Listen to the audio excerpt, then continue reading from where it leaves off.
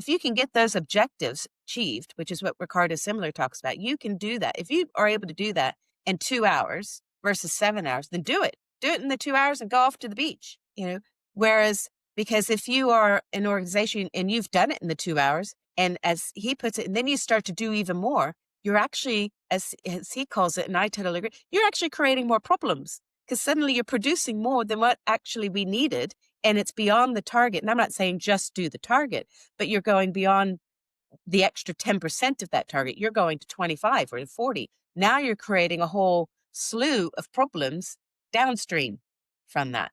So I think as an organization, we need to get smarter with how we employ people in corporation, within corporations. And if we say, this is what you need to achieve, and you achieve that, brilliant. That's exactly what we needed. Have fun with whatever rest of your time. Or if it takes you 7 hours to achieve that, then it takes you 7 hours to achieve that. Broadly, I don't agree. And so the reason I don't agree is that everything that you've said from the book, I agree with the thing that you said, that is employers and organizations need to get smarter about how they deal with people, right? Absolutely.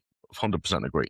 Everything you said about the book is grounded in an archaic view of utilization of mediocrity. So if we were to say we have people that achieve tasks, they do thing that is throughput or output, that's an assumption, because that assumption is the very thing that's being challenged in the agentic revolution, where we say it's going to be digital employees that will do the throughput mostly. We're not talking about factories or hammering thing, because that's a robotics question rather than an AI question. But we have, in the knowledge economy, we have agents that are going to do the throughput, and we have human beings that are going to be effectively the overseers, the organizers, the builders of systems. Organizations are going to be structured with systems. Now that's that's the modern view in 25 and 26. If we take that view, then we by default cannot have the argument around somebody is employed